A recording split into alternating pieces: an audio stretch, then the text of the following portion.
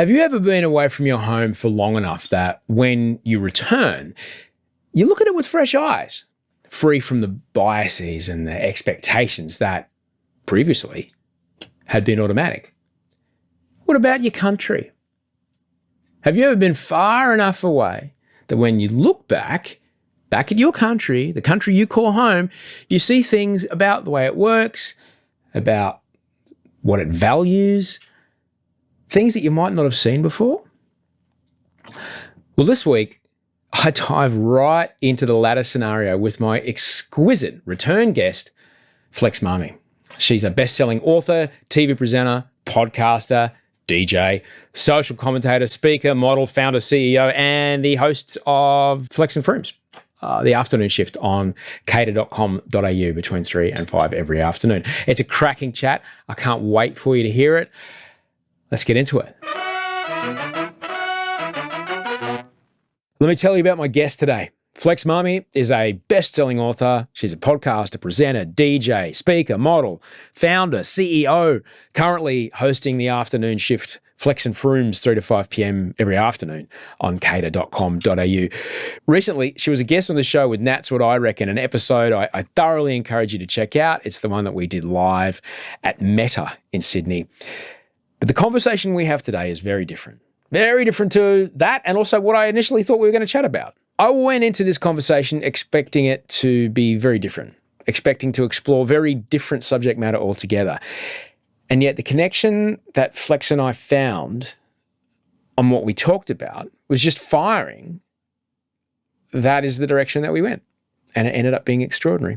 I won't say too much more, just that Flex is the best. That's it. If you like what you hear, please dive into her work. She's a very important voice, a highly visible and quite stunning human. And her voice is a very important and quite a brilliant part of the sound that our country makes when it speaks. Enjoy this chat with Flex Mami. I'm so happy to see you, and thank you for coming on in this capacity.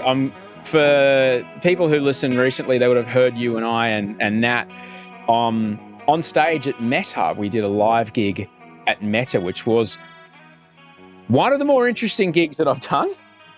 It was fun. Yeah. It was super cool.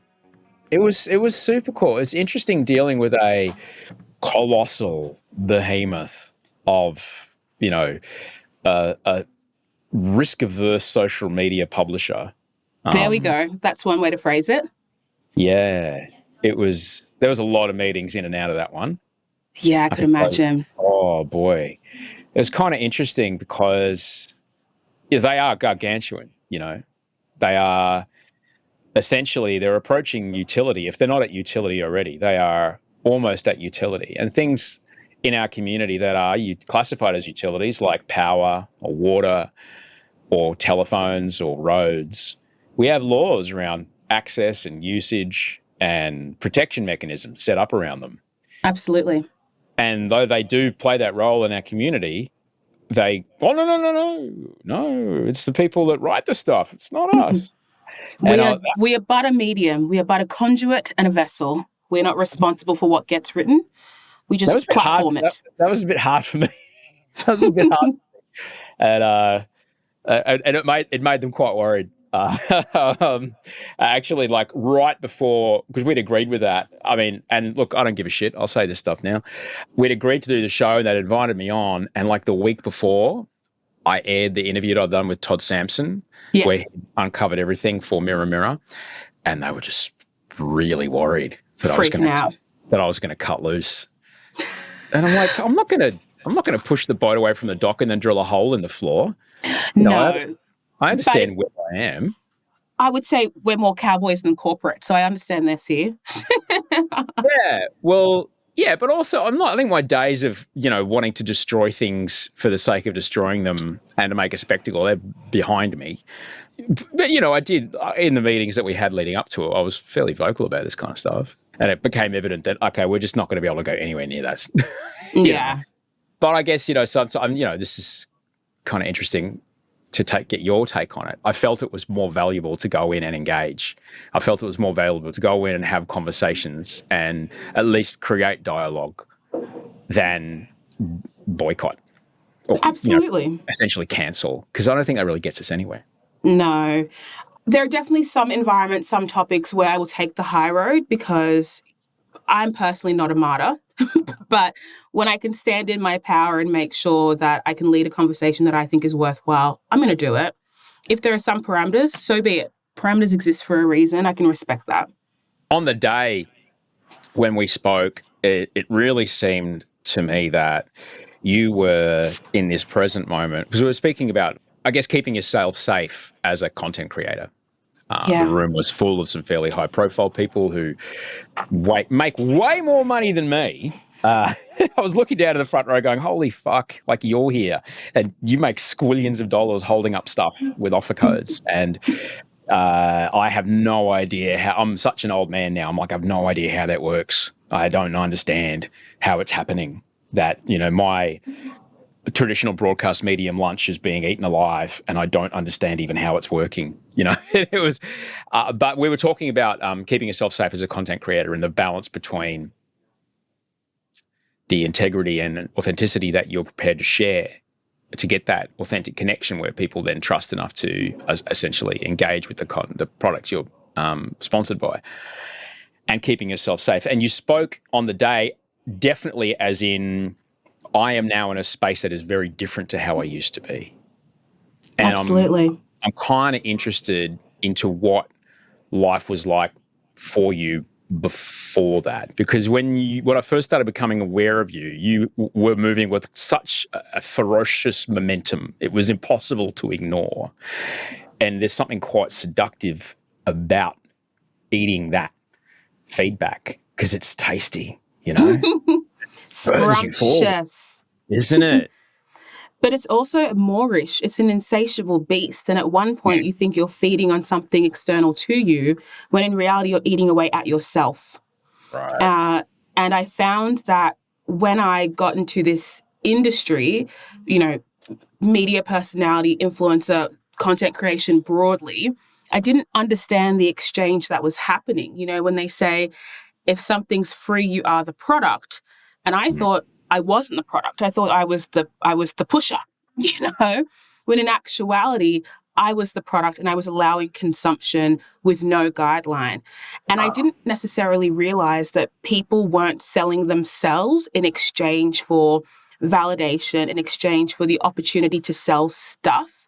I thought we were coming on here and being really earnest and transactional in its most superficial form. Come to find out, a lot of people who do the job in a smart way are caricatures of themselves because they understand that it requires a level of safety that I hadn't considered for myself because, up until maybe 2 years ago, I didn't even really consider what I was doing to be running a business.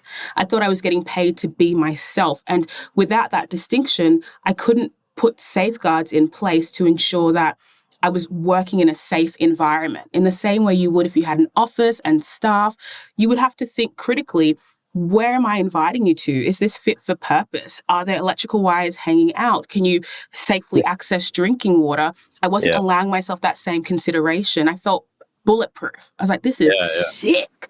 I've cracked the code. And it definitely got to a point where I felt like I reached maximum saturation in terms of the opportunities I had access to.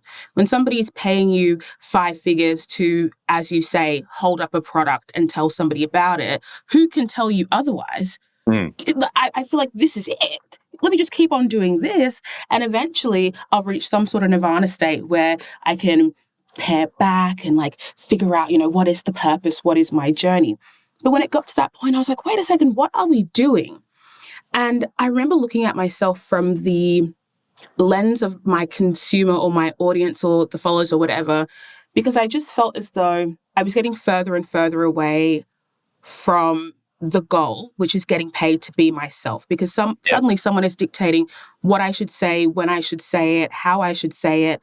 From a brand perspective and from a consumer perspective, they're dictating who I should be for them, because in some way the individual has assumed that they are now integral to my success. They don't see themselves as a body. They don't see themselves as the follower, as the audience. It's that individual parasocial relationship. I now feel entitled to your success. Therefore, do what I say, when I say, in the way that I want you to do it, or else. And I had never felt unsafe like I did in that moment. The concept of safety, I don't think I thought of until about 2 years ago, when I was like, you guys wouldn't care if fundamentally I dropped dead. Your life would continue. You'd find somebody else to fill my place and it would be fine. I am a character in your phone that you pick up when you feel like you want some entertainment, some validation, some excitement, and you put it down and you go on with your life. There's no putting it down because I put everything into this. I can't run away from myself, because if I run away from myself personally, my professional life is myself. And so it was that moment I was like, I need to start making some distinctions, because I want to feel safe again. I want to feel like this machine or this beast that I created is one that I can tame. And I want to feel like this thing is working for me as opposed to me working for it. I don't work for Meta. I don't work for TikTok. So why am I acting as though I have, these like golden shackles where I now must abide by the laws of how they want me to act and how strangers want me to act?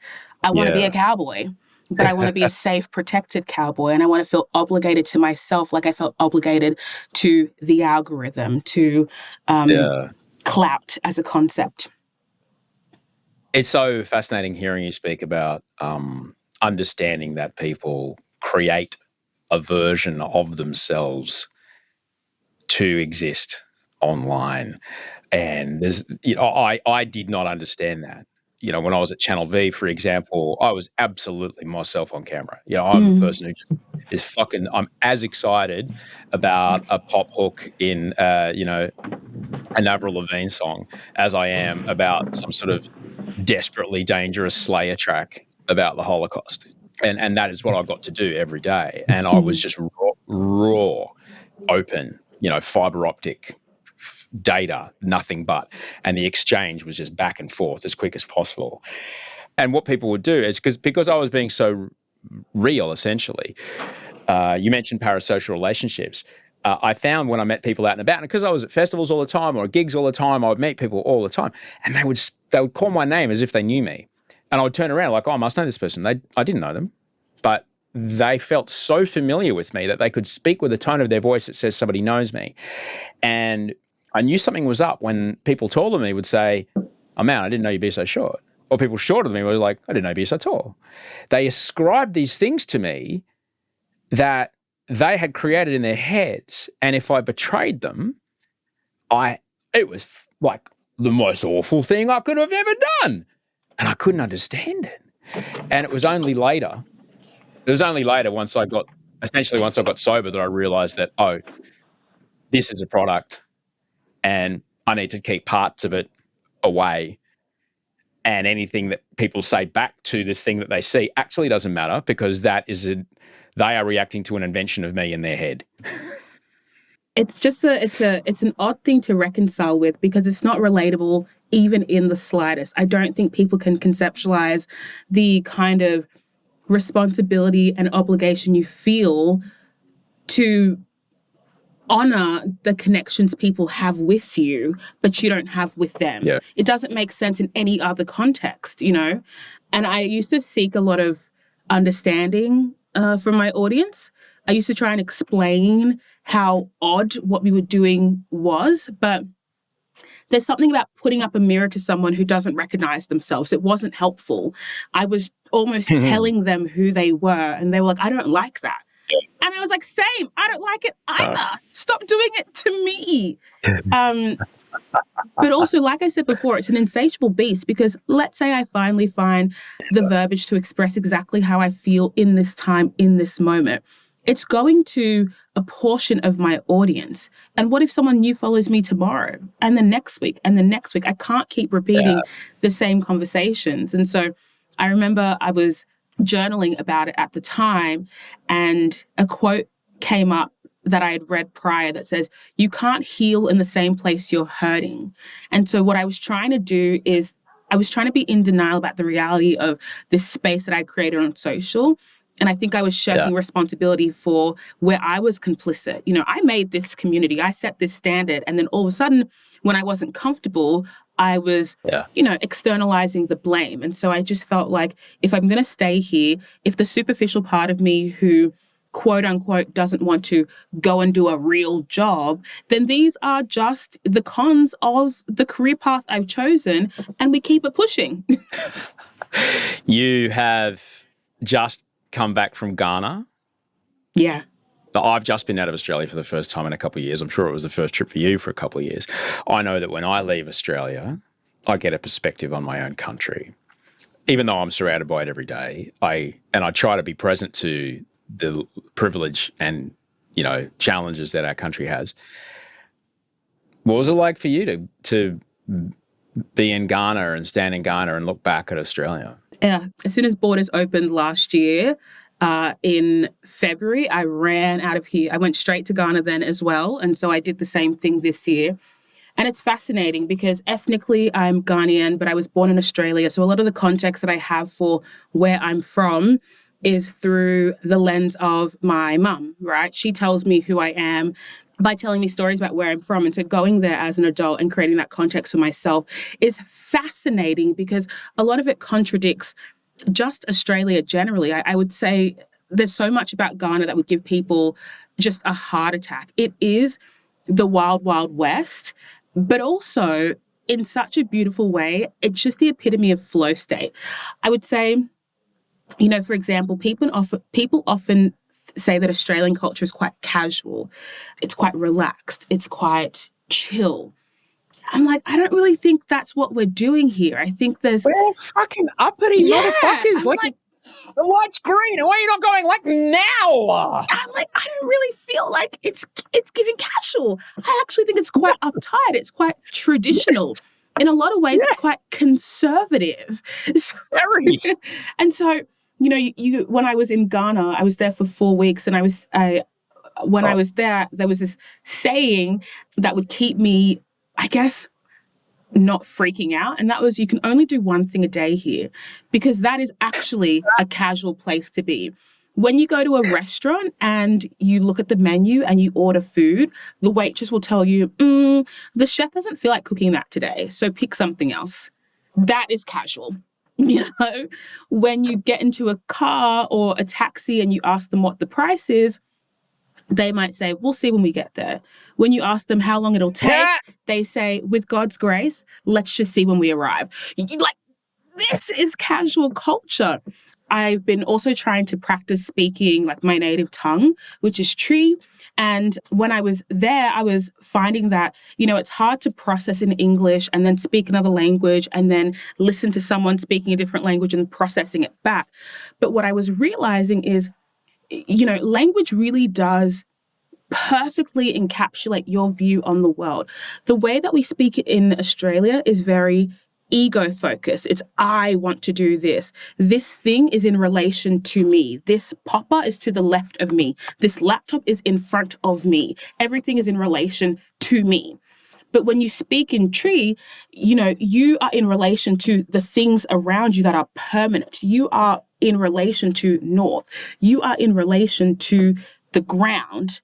It's very odd. And also, the language is so passive, so indirect, which becomes a reflection of how people speak to you there, so passive and so indirectly. I remember we got stopped by soldiers as we were driving down the road, and they're always just popping up on their own accord to scam people of money. It's quite chill behavior. But when we got to one of these traffic stops, instead of this guy just saying, you know, like, I'm going to scam you for money or whatever, he was just like, can you give me something small, like some cafeteria money?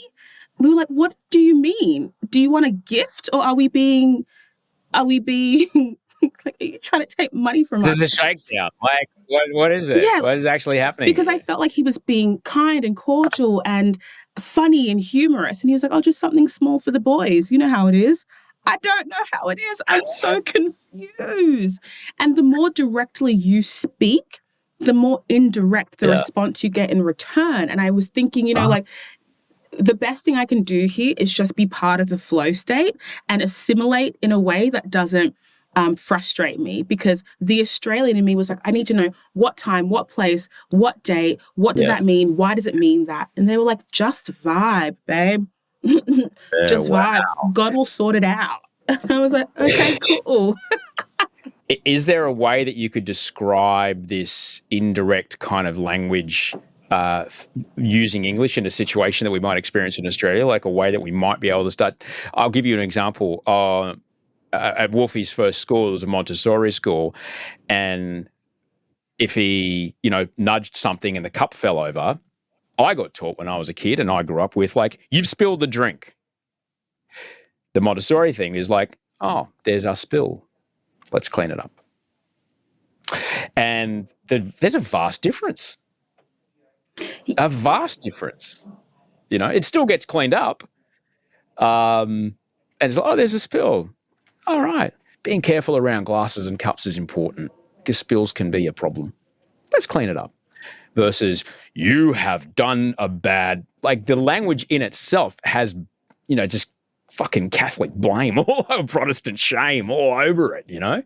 It's kind of weird. So I'm just wondering, is there an example in Tree that you could roughly give us? Yeah, so I feel like the best way I can explain it is, let's say you are going to a restaurant and you have ordered food and it's time to get the bill. You would assume it's as simple as being like, okay, we're done eating, I would like to get the bill. So you call somebody over, and the first thing they would say is, instead of like, okay, here is the bill, it becomes almost like an indirect story. They would start saying, oh, how blessed I am that God has brought such generous people here to the restaurant today. And, on a different day, maybe you wouldn't have come here, but I can tell you are generous people. And so, when I bring the bill to you, just remember that, you're not just here to bless yourself. God's given you access to money so you can bless others. He's asking for a tip. Yeah, right. It's like, it becomes this indirect poetic conversation where you're like, okay, if you didn't know what was happening, if you couldn't read between the lines, you'd be like, oh, this is such a nice guy. He's so sweet. That's just how he's going to ask for a tip. And so, but when you give the tip, you can't just say, hey, here is the extra 20% gratuity. You have to be subtle and indirect. So you pay your bill, and then you call them back and say, hey, this is just something small because I really appreciate you. Don't think too much about it. Huh?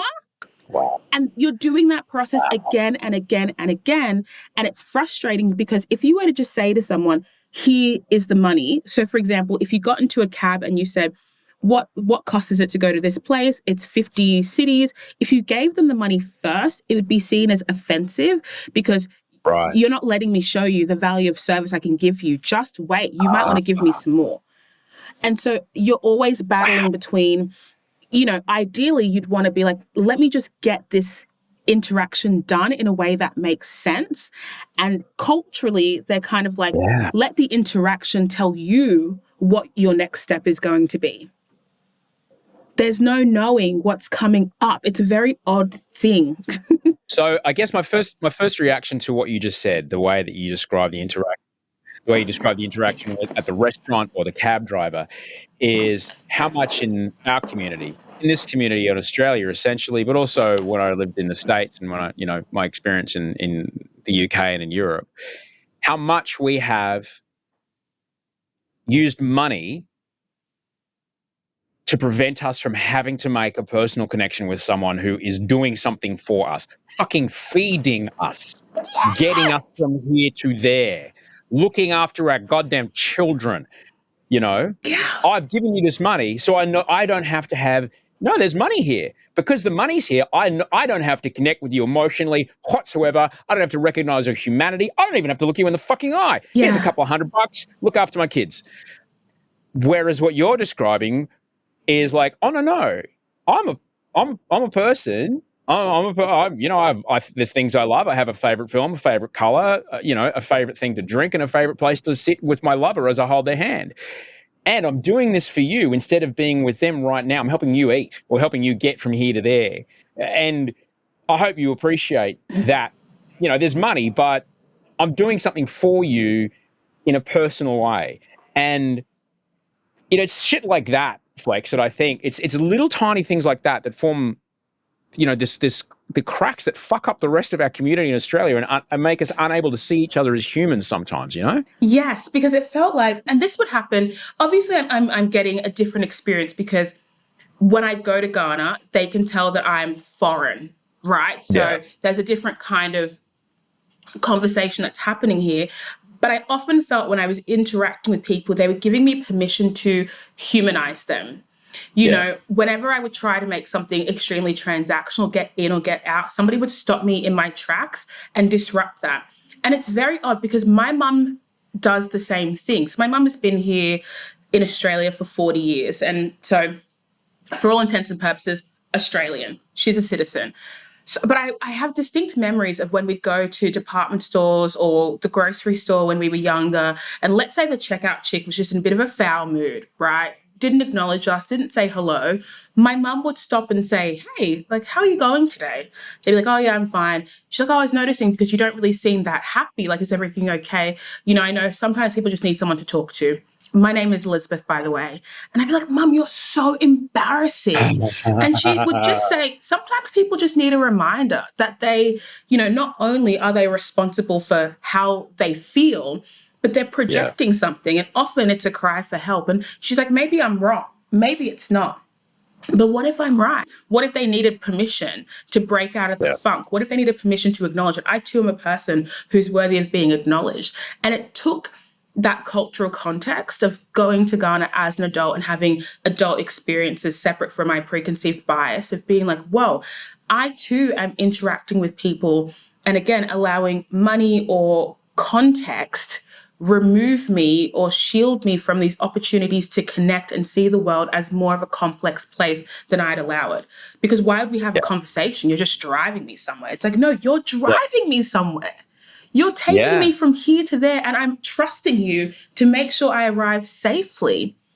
Yep. And I remember when my mum would put me in cabs when we finish up for the day, she would say to the cab driver, get my daughter home safe, please. My daughter is in your hand. I'm trusting you and God's trusting you with my daughter. And I used to think it was excessive, but she would just say it's a fact. It's just a fact. And now he knows. And another part of me gets so mad that we as a country, one of the many reasons that I feel we really need to decouple from, Great Britain, we've inherited this, the classism. It's not as bad as it is in the UK, but it is fucking bad here. And the idea that, because this person does that job, I don't actually have to interact with them whatsoever. And again, when you leave Australia, number one, two things. Number one, you don't realise you've got a drinking problem until you leave Australia. And then number two, like, for example, when we went to Japan for the first time, and when I went back actually with Audrey and G, just seeing the level of respect of, like, quite, obviously powerful salarymen around us, the level of respect that these people had for the guy who was just sweeping rubbish off the train platform was fucking wild. Yeah. And the person who's sweeping rubbish off the train platform is like, I'm the most important fucking person in here. Yeah, because of me, this place is spotless. You guys have to walk through other people's shit. And I have so much respect for you. I'm going to clean this place. And these salary men and women who are walking, to get to the train platform are like, fuck yeah, man. Without you, this place would be, we so grateful you're here. You could just see. Now, whether it was a kata being a kind of routine that happens, there's a kata for everything there. We have like two. We have how we say hello to people, how we say goodbye to people. That's pretty much it. Yeah. Over there, there's rules for everything. How you walk through a door. There was a moment when the bullet train was pulling away from the platform, and the conductor in the guard's carriage at the very, very end leaned out the window, out the door, and he saluted every person on the platform. And Audrey started crying. And I got it. I'm like, he's just so fucking proud. That's like, I'm taking every one of these people home to their children. fucking proud to do it. Not like, oh, another fucking day on the fucking job, pulling the fucking trains with these fucking pricks. You know, like you get to choose how you show up.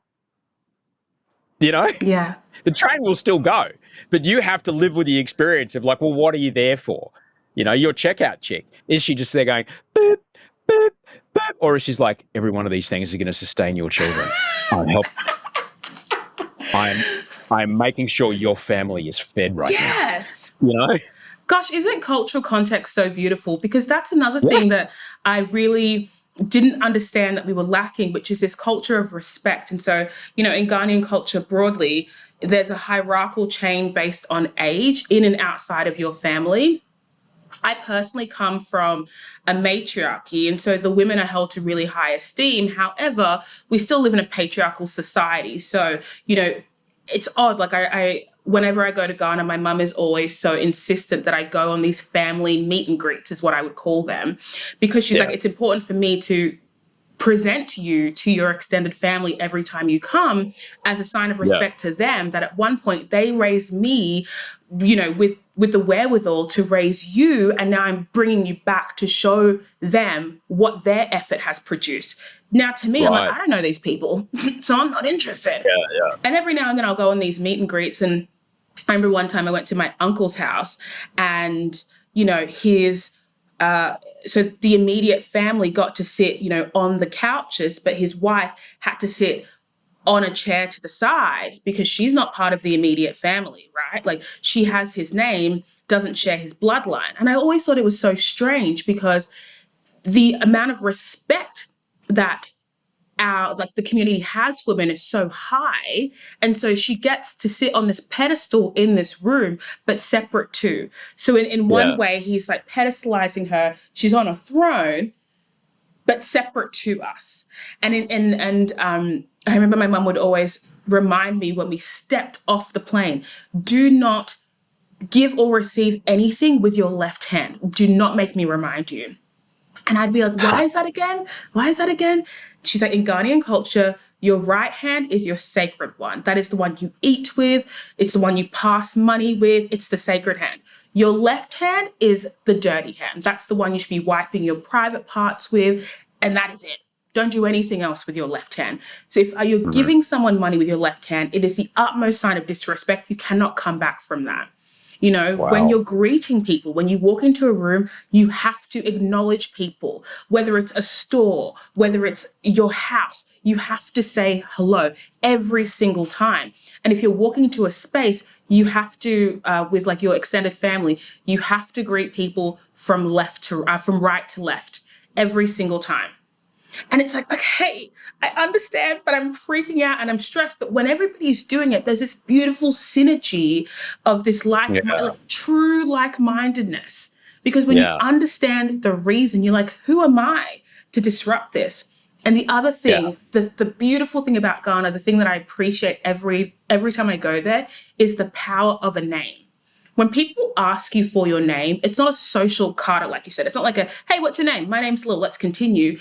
It's for them to categorize who you are before they get to know you. Your name tells everybody who you are as a person, what your soul says, and what you're destined for.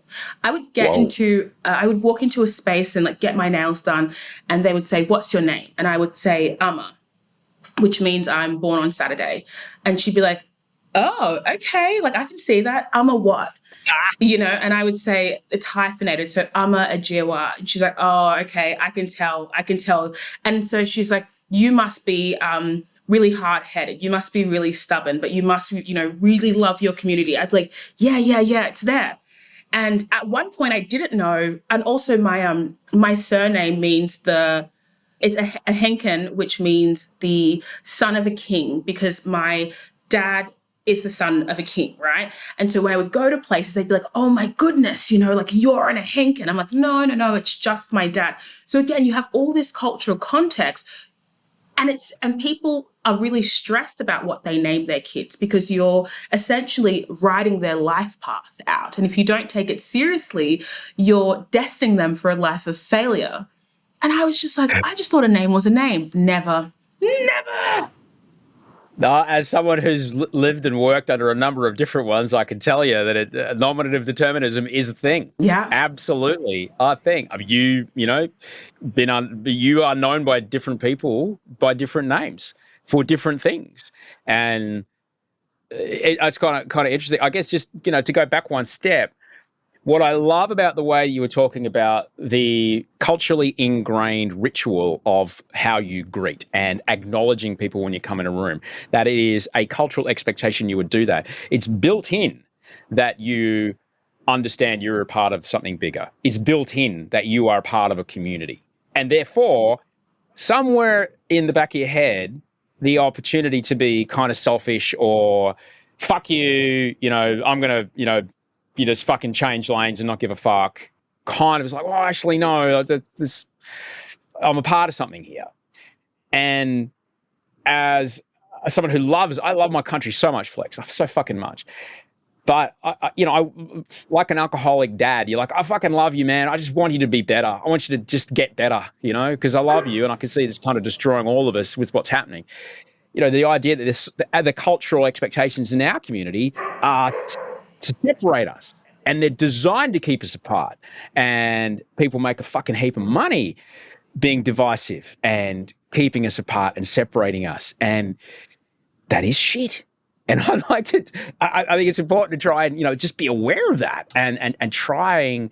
There's no downside to seeing yourself as something bigger. You can still have individual success and huge individual success if you see yourself as something bigger. But the idea is like, fuck you, no, it's all got to be mine, and can't any of yours, fuck all of you. Like, that's a lonely way to be at the end. And I totally understand as well, because how do you separate yourself from what you've been socialized to be, what you've been programmed to be, and what you've absorbed by just virtue of living? It's hard for an individual to change the course of everything. And I think that's probably the fundamental fault with how we do things in Australia. It's hyper-individualism to a fault. And I am so sure at one point it served us all to view ourselves as separate individual entities, capable of making change on our own, in our own time, building our own communities. But we've seen that to maximum saturation. We know what that looks like, for better or for worse. What does it look like to be part of a community? And in so many ways, I'm not quite sure, because when I think of community my community in Sydney, I think of like my closest friends, right? My closest friends and family. And then I think of my extended friends and family. But what about the suburb I live in? What about my neighbors? What about the local businesses I go to? What responsibility, what obligation do I have for them? And can I do that in a way that isn't transactional? Can I just almost sew into something because I feel like it's necessary? And I think it's a learning curve. My mum, our house in Ghana, it's like a 10-bedroom house, right? When people hear that, they kind of think, oh, whoa, she's a baller. And it's like, no, because it's a house that's so big because it's meant to house generations. It's meant to house, my grandma and my nephews and my nieces and my aunties and my uncles. It's meant to be an ecosystem. And when I go there now, because my family is family stuff. And so there are other families who live there with my mum, but they've become family. So, when it's Christmas time and it's time to eat well, we're making food as a family. When my mum is feeling unwell, it's the amazing woman downstairs who's like, okay, let me make you a steam bath. Let me make you some soup. Oh, someone's going to work. Just bring your kids up here. It's chill. Everybody feels responsible. It's so hard to even be a part of that ecosystem because, it's times I remember I had my washing outside because I planned to do it. And an amazing woman next door was like, I'm just doing washing. So I did yours. It was too easy. I didn't even know what to do with myself. And then part of me felt guilty because I was like, do I owe you something? Do I have to do something in return? Am I now indebted to you? I couldn't fathom that. I'm like, no, now you've given me the burden of reciprocity. I didn't ask for this, but now I feel like I have to do something in return for me to be entitled to this goodness that you did. It's beautiful. It's so I love that and you know what? It's the Australian in you that struggles. Mm-hmm. It's that's the cultural indoctrination of this Protestant, Catholic, I don't know what the fuck it is, fight of guilt and, scarcity and, classism and separation that has made you struggle. Whereas the other person is like, well, of course, I'm turning the machine on. I'm going to use the water anyway. I've got room. It's literally nothing for me to do. Don't even worry about it. No, you don't owe me shit. It's fine. In fact, I feel better for it. And if there's one thing I've, being in recovery has taught me, and this is the thing about the recovery community, is that the sort of stuff that you're describing, those acts of service, they're built into it. There is no recovery without acts of service. And I remember getting told early on, if it's convenient, it doesn't count. Oof. It's got to, right? Oof. you actually have to put yourself out for another person. But why? It's because, addiction is a selfish disease, and it is, the first 10 minutes, like the first 10 minutes of any workout or run. It's like, what the fuck? Why? Fuck, what a stupid idea. Fucking who thought it was a good idea to get out of this bed? I'm hot, sweating, half an hour later, you're like, this is the best. I'm so grateful I did this today. And that switch is what you're looking for. Yes. Yeah, I'm forced into that because of, what happened to me. To live in a country where that is just like in life and programmed in, it's part of the OS. Man, and it's not the only culture in the world that does that. It really isn't. It's but we can all take control of that. We can all do a part of that in our day. You've mentioned it twice now. I do have to ask, because I've just been, it's many parallels between what's just happened across our summer. We went back to Fiji for the first time in 3 years to go. Audrey's from Fiji. She grew up there, heaps of family there. It was like an enormous, Flex. We went to, there was one of Audrey's cousins got married. There were the island where the wedding was on got power 8 weeks ago. Yeah. All right. Yeah. Never again in my life am I going to interact with little kids who are playing with Wolfie who have never touched a phone. It's never actually going to happen again, ever. And here I was playing with these kids who, it was fucking amazing. But there was a lot of, that kind of ritual and tradition. And we weren't able to take Wolfie up to see the village, because it was to take Wolfie back to the village to present to the family, to go, I can't remember that translates directly to show the face, exactly as you described, to take the grandchild back and go, see, here, this is, look what you've done. Look what you have done. It's on. You've created it, and it's passed through here. And it's a beautiful thing that connects, people across generations. But the one thing that was Fiji fucking ruined me because I'll never be able to eat another papaya, pineapple, banana, or plantain again, ever. Whatever I was eating here, it's like this. Does not compare.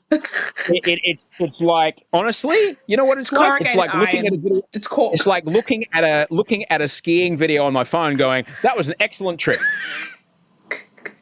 I feel like, no, like the bananas that I get at the supermarket, that's not a banana. I don't know what the fuck it is, because the papaya that I was eating, it was as if you typed into, Mid-Journey, the sweetest tropical fruit you've ever had that is a transcendent experience that will turn on parts of your brain that you've never experienced before, and then you eat it and go, this is clearly made by AI, because there's no way that this can't possibly be real.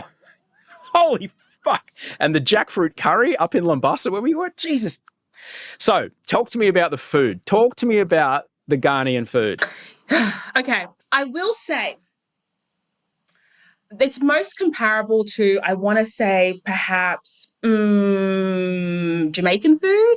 So a lot of rices, a lot of protein, a lot of heavy stews, sauces, very Moorish food, right? And a lot of oil. Everything is. We're talking dinner is getting cooked at 7 a.m. That kind of long, slow cooking. Well, no. Every meal is getting cooked at a reasonable meal time. So breakfast is getting cooked hot at 6 a.m. Lunch is cooked fresh. Snacks are cooked fresh. Everything is cooked fresh, but it's either steamed, boiled, deep fried, or made with a kilo of palm oil. So it's sitting heavy. But it's fantastic, because I don't think that, unless I'm in Ghana, I don't think that I'm eating a home cooked meal for every meal. Because when you go to a restaurant, it's a home cooked meal. When you order a stew, someone's going to make that stew from scratch and you're going to wait for an hour and a half. Every time. Yeah, right. And there's just something about knowing, like, honestly, TMI maybe, but, you know, the bowel movements were moving beautifully. Just everything. I was like, this is the way my body's meant to function. It is. It's just the right amount that they figured it out. You know, like the way that these traditional, cultural plates were. It was like, that's about the right amount of fiber we're going to need to move the rest of that through. It's coming through. Otherwise, it doesn't work. But it was just incredible. And then, as you said, the fruit, like these beautiful, like gorgeous bananas, this amazing apple, mango, oranges, pineapple. And what I love the most is when you're walking, not even in a market, just down the street or you're on a highway, there'll be these women who are selling different wares, fruits, stews on their head. And you'll be like, oh, I want an orange, and they'll peel it for you and they'll dice it for you and they'll cut it up for you. And like, this is what I'm talking about. This is what I need. And it's the greatest orange you've ever eaten in your life, right? So sweet, so juicy, just euphoric. It's the best and worst thing about being exposed to something like that, because what I've been really struggling with is every time I come back, I'm so convinced that I can bottle up these feelings and translate those experiences locally, right? I'm like, no, I'm going to eat a piece of fruit and it's going to feel just as good. Or I'm going to go for a walk and look at a building and feel so grateful and have so much gratitude that someone could use their bare hands to build something that's going to house people. And I slowly just feel it dissipating. And I'm like, what is that? What is that? Why can't I just hold on to it? And it's not enough to just want it. It's just, I don't know. Yeah. It's geographical spirituality. It takes effort. But you can see in everything. Like I'm in my studio in my house, right? And if I look around and every single object in this room is the product of thousands of hours of someone's work and passion and creation. And I can't do my job without that. I'm sitting in a room of hundreds of people's life's work, and I just take it for granted every day. Literally. Like we get paid to do it. It's absolutely bananas. As you, we're speaking in early February, so late January has just rolled past, and late January for many people in our country is a difficult time because it brings up some pretty tricky conversations about history, essentially, and that we are a product. Our country, indeed, is a product of an ongoing thing that's pretty fucked for a lot of people. And growing up in Australia, you said your mum came here 40 years ago. I'm kind of fascinated. Like, I grew up in Queensland now, and I've said this on the show before. We should never forget that South Africa and apartheid was based on the Queensland racial separation laws. Okay, they went, "Ooh, fuck, you guys get away with that? That sounds like a good idea for a country," and away they went. Yeah, and that is what I grew up in. I grew up in Queensland. And the legacy of that continued. And the fact that I just didn't see people who weren't white in Brisbane. Even though, occasionally you would, if you looked in certain parts of the city. But you just didn't see it. The conversation publicly, culturally, and pop culture, there was never anyone that wasn't white if they weren't the butt of a joke. Growing up in Australia with quite obviously not white skin, what did the end of January kind of mean to you, and when did you start to understand? I mean, because it didn't become a national holiday till 1994, so you I was born in 1994. Yeah, you were already around when it became a national holiday. Yeah. As you grow up and you started to see that kind of thing galvanized, what was it like for you? Well, I don't think I even reconciled or understood until maybe when I was 18 or so, because I grew up in Sydney's East, for context, and it was quite multicultural, but still, extremely whitewashed. When we learnt about history, it was in a very glamorized way, a very stylized way. You get the key dates and the key times, but you don't really get the details that really contextualizes the horrific nature of what really happened. And I guess what frustrated me is that it's heartbreaking and uncomfortable to understand that something that is man-made, right, like this concept of race and separating based on skin color, can do so much damage, can do so much historically documented damage, factual damage, and still be looked at to be a bit of a myth. And it's funny because, like I'm African, right? So I'm like, I know where I came from. I'm just Ghanaian. Like my whole lineage is there. So this narrative about, displacement and slavery, and it's learned. Like I learned it from an African American context. I learned it from an Indigenous Australian context. And I'm like, if we're living on this land with people who are still alive to tell these stories and people are in denial, when do we get to the practical conversations about modern day interpretations of how this is impacting us now? That is what really, really spooks me. And I remember about 3 years ago, I used to have this podcast called Bobo and Flex, and I ran it with another African woman who's from South Africa but based in New York. And we used to have these cross-cultural conversations about just being Black women, right? And, she would lead with, her understanding of what it is to be a Black woman in Australia. And she's like, oh, I heard, there's some crazy stuff happening with your Indigenous community and vice versa. And very quickly, that podcast blew up because every week we talk about race in the context of love, race in the context of dating, race in the context of identity. And every week we'd realize that our lived experience was so dissimilar. And we ended up building a predominantly white audience, like a white Australian audience at its peak, maybe 5 million downloads. And every week we would have these really grueling, crack open the sternum conversations about internalized racism, internalized misogynoir, this, fundamental understanding of what, our Indigenous communities are going through, but separate in a way where it's like, I can't even pretend to understand what that is like now. And then have an audience who would consume that as almost entertainment. This proximity to the story felt like enough. And I'm like, no, you're still not getting it. This is not like story time. This is heartbreaking. This is not meant to educate you for water cooler talk. You're meant to feel a bit of shame about this. You're meant to feel a bit of guilt about this. You're meant to feel something about it. You're not just meant to consume it like you consume Spotify. You're not just meant to consume it like you consume your daily TikTok scroll. And we did that for 2 years and then stopped with no warning. And I remember having a conversation with someone about maybe 3 months ago, and they're like, why did you stop? And I was like, you can't explain what is meant to be understood. I don't have the capacity, I don't have the ability to like give you the words and to tell an emotional enough story for you to even conceptualize what goes on. Like, I feel like when people think about displacement or racism or slavery or the stolen generation, they think of it like it's a movie. Like, oh no, kids were just taken. Oh no, people were just shackled.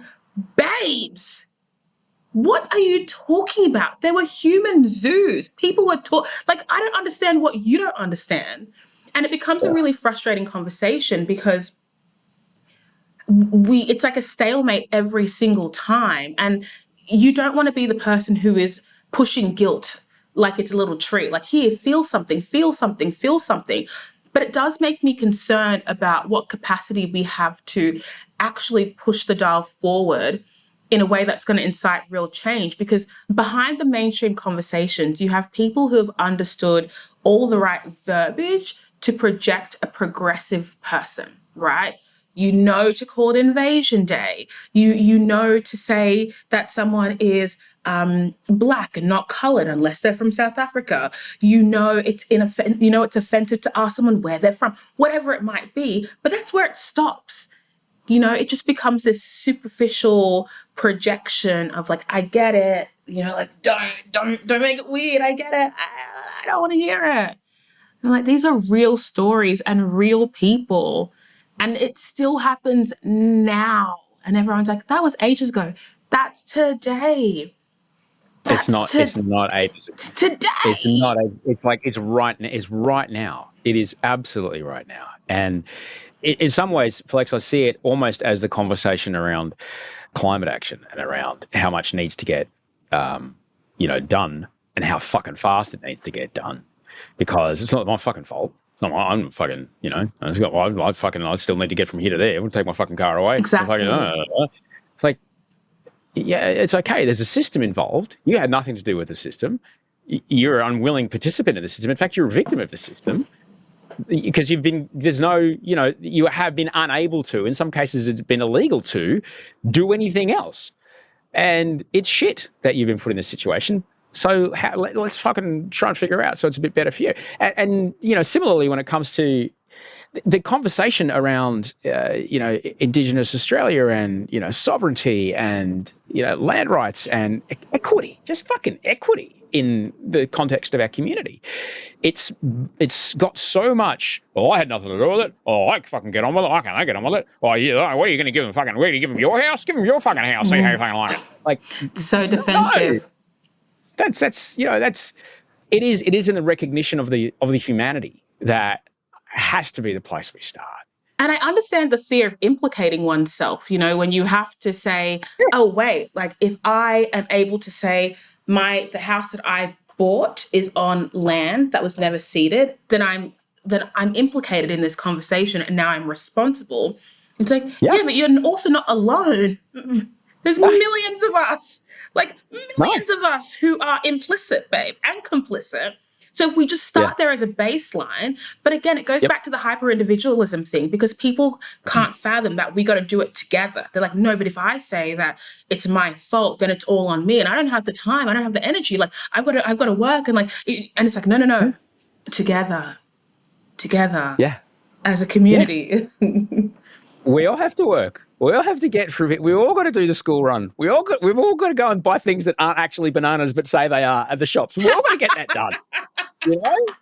We do. Justice for the GMO bananas. I tell you what, man. There's it's completely a wild and a complete aside, but there's an amazing book called How We Got to Now, and it highlights 7 things that are the reason that the modern world exists, and it's mind-blowing. I love it.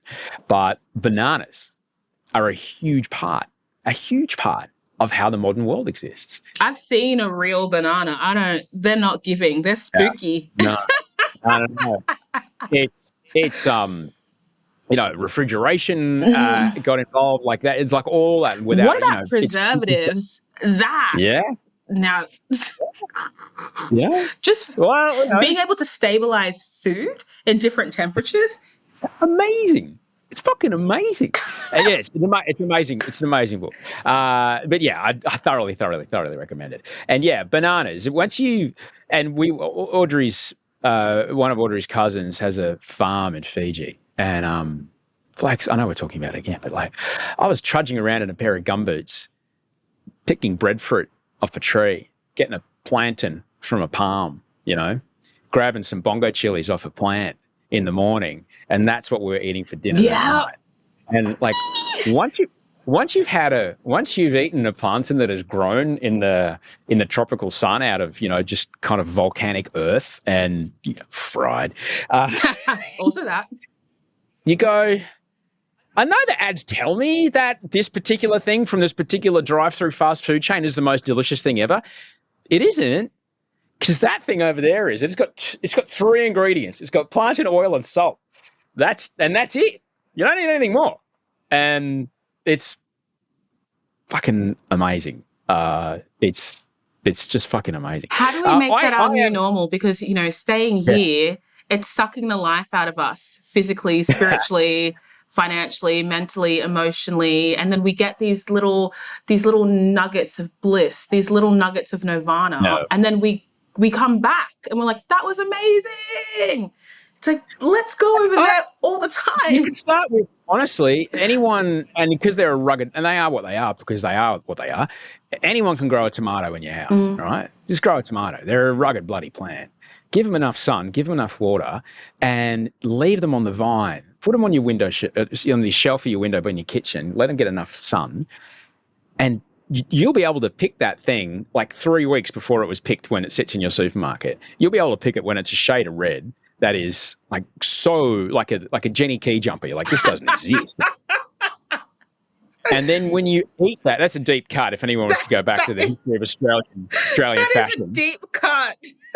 Jenny Key Shout is out to Jenny fucking Key. boss lady, boss. You're going to eat that tomato, and it might be just a part of the rest of your meal, but you're going to eat that tomato, and you are going to have like 3 minutes of mindfulness meditation because your mouth is just so alive with sensation and presence. You won't be able to think of anything else. You won't be able to, like, you're watching NCIS or whatever. You're like, I'm sorry, I don't care about, To Dust for Prince. Like, this is unbelievable. And it is through the connection of, it's what we were speaking about before. That's how you can access that stuff here in an urban environment. Connecting to source. We do. We have a little couple gub meds out the front. And the other day I just went out there with a pair of scissors and grabbed some lettuce here and grabbed a couple of tomatoes and threw them in a salad. And yeah, that is a thing that you can meditate with your mouth. You really can. And that's how we can find it. I love our food supply. I'm grateful for the food security of the current country. I'm going to take it over the UK and the US any day. Any day. But that is one way to get it. That is one way to get it. And another way, honestly, Flex, I look at Wolfie, he'll just look at a tree with me and we'll look at leaves. I'm a tree girl too. I'm a tree girl. I'm more of a tree girl than an ocean girl because I get it. I love looking at a tree. I'm like, look at this. It has seen so much. Maybe that's our challenge this week. Eat a tomato, look at a tree, and surprise someone who's just doing a transactional gig for you. Surprise someone by doing a, what's her name, Elizabeth? Yeah, Elizabeth. Your mum? Yeah. What would Liz do? Yeah, what would Liz do? And have a moment, and have just a brief moment of connection, and recognise the person on the other side of the monetary transaction, because ultimately you're letting that money separate you from the rest of the world. And loneliness is fucked, all right? Loneliness is fucking fucked. So, yeah, have that. Maybe that's our challenge this week. That could be the theme of 2023, interdependence and interconnectedness. That's what I'm excited about. And, well, we need each other. We really You've do. You've got a merch label. Get that on a flat cap. Get that on a fucking snapback instantly. Yes. Get that on a snapback instantly. Fleck, you are such a gem for coming on the show. I'm so grateful that, you know what? There was a whole bunch of stuff I want to talk to you about, but ultimately, like, what we spoke about was so much more wonderful than what I had planned to speak to you about.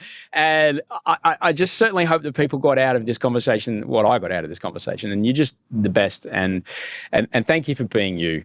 You're amazing. Thanks, H. Thank you. It really is awesome to be able to share thoughts with someone who is receptive and objective and excited just about learning and just about sharing enough about you so I can have context for you as well. It's just like, this was not a transaction. This was a mutually beneficial opportunity to get to know a person in a way that I've never known you before. Well, I hope that other people felt that as well. And that is while it is a psychosocial relationship with podcasts, because I certainly have podcast friends that don't know they're my best friends. I certainly, talking to you, Andrew Huberman, we're all Huberman's best friends. Oh, yeah. Or do I want to see Huberman skate videos from when he was 14 in his baggy shorts? Oh, yes, I do. Thank you. Oh, yes, I do very much. I want to see how hot that guy was before he was powerlifting. Skinny Huberman, skater Huberman.